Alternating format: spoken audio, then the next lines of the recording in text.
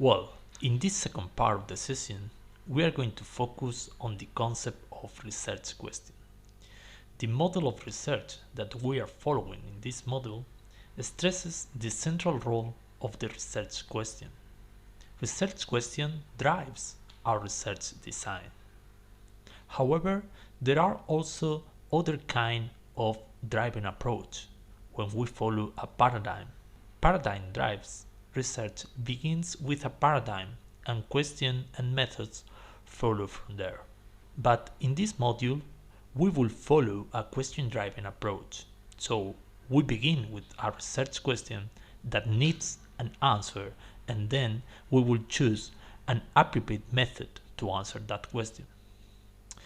Maybe one of the main risks of any research project is to get completely lost and produce something incoherent and that is disconnected from the original objective. In that case, a clear research question helps to avoid this kind of problem. Well, let's illustrate the process to develop a research question. Our starting point is obviously our research area. Within this research area, we need to find a research topic. And by delving into our research topic, we will be able to find a general research question, an overarching question. Well, if we continue boiling down the knowledge, we will be able to achieve some specific research questions. And considering our specific research questions, we will be able to understand which kind of data we will need to collect in order to answer this specific research question. So the process clearly goes from the abstract knowledge, from the more general knowledge, to very specific knowledge. And why do we need this specificity? Well, this is part of making our research objective achievable. We need to do our research in something specific in order to be capable to answer these questions. I'm sure you are going to understand better that process by using an example. So let's think in a research area. For example, BIM. Okay, but we need to consider something a little bit more specific within BIM literature. So some possible topics would be BIM adoption rates by different sectors, factors associated with the adoption of BIM, managing the implementation of BIM, or the meaning of BIM in architecture. Let's choose factors associated with the adoption of BIM. Okay, this is going to be our research topic, but now we need a general research question within this topic. Two options would be: what is the relationship between CEO background factors and BIM adoption, or what is the relationship between firm's level of innovation activity and BIM adoption. As you can see, these questions are more specific within the topic we choose, but still little bit generic. Let's consider, for example, CEO background and BIM adoption. Okay, now we need to think in a more specific research question, and this will be actually our research question. So we have two options. For example, what is the relationship between CEO age and BIM adoption, or what is the relationship between CEO's education and BIM adoption?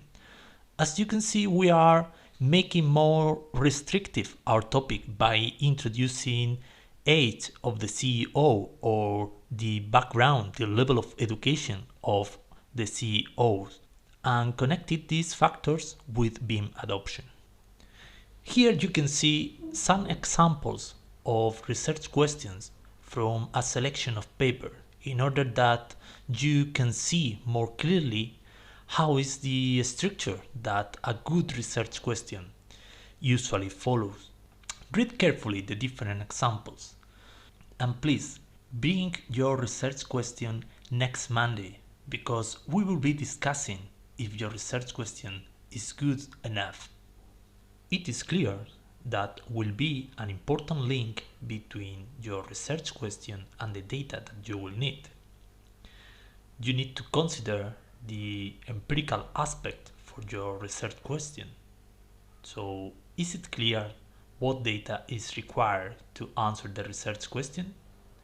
You need to consider carefully which kind of data and where are you going to find the data that you will need to answer your research question. For example, a research question could be, what is the relationship between family background factors and academic success?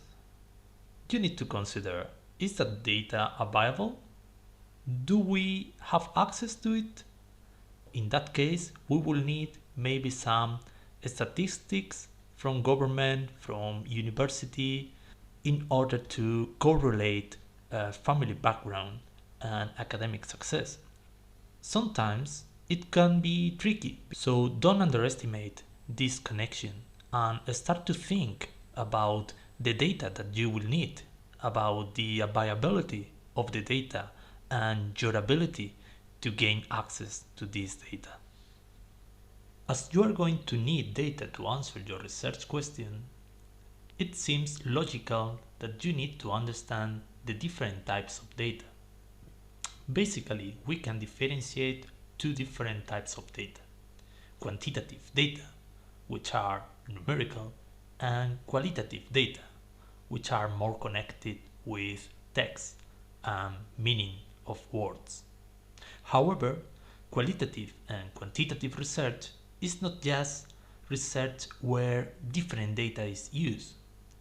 This is a little bit more complex. It is a specific way of thinking, different approaches, and different paradigms.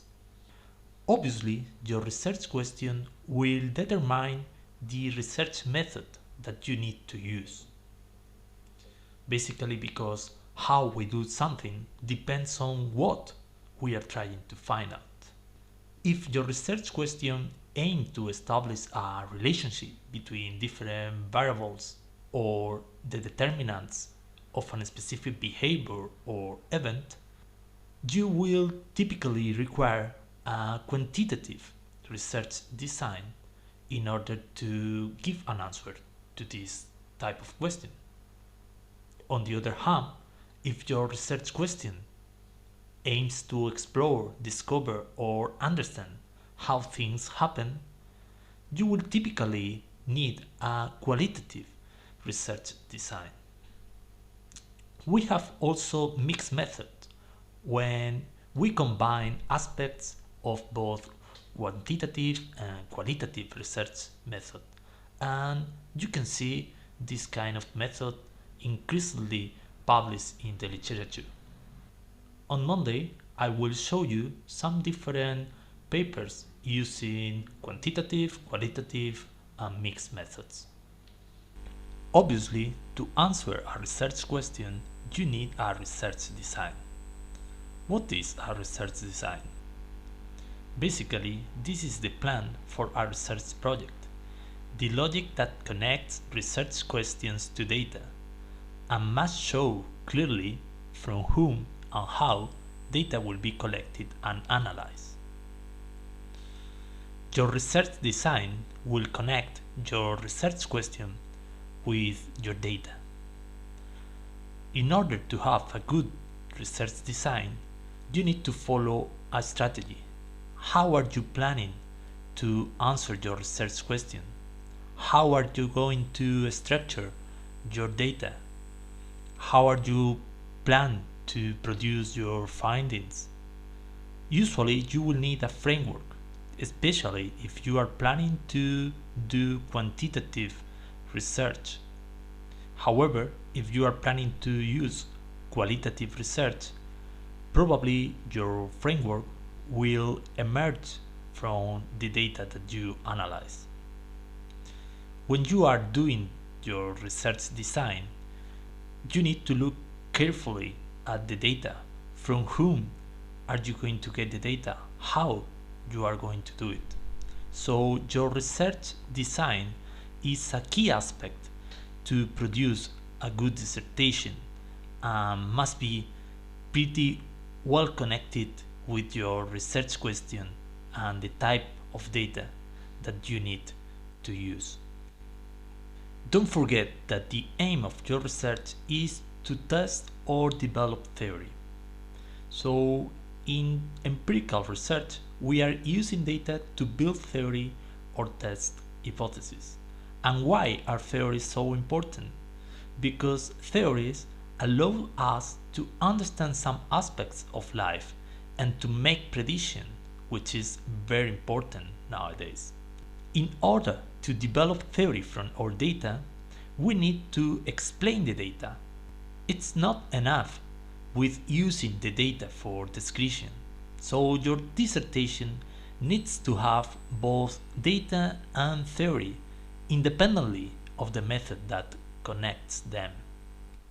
So you need to understand the differences between description, explanation, and exploration. Description provides the accurate facts.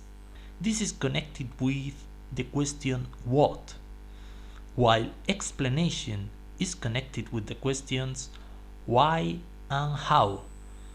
So in an explanation, we are able to account for what happened. And finally, exploration is more rich and dense. It's a description but full of meaning and interpretation. It's not just a list of facts. This is connected with how in a deep level.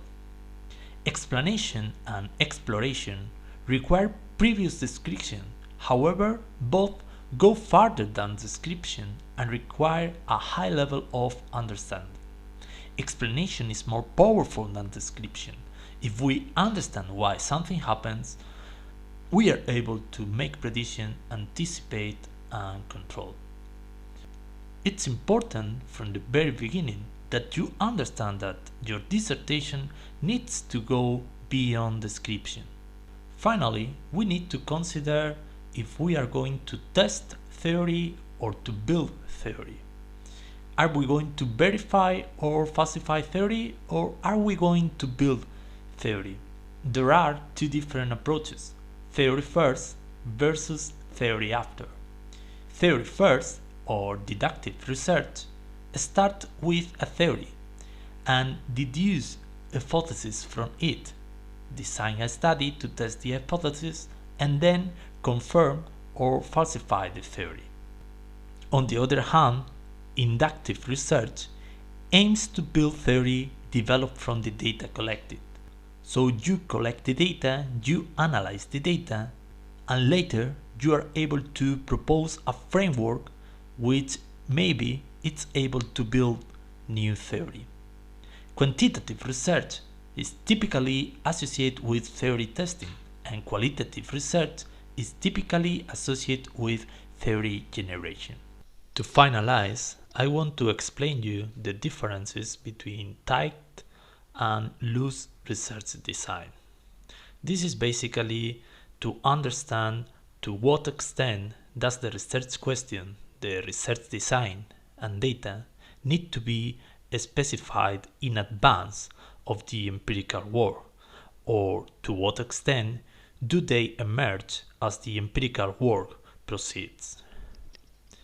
We can see a clear connection between tight research design and quantitative research, while qualitative research is connected with a loose research design.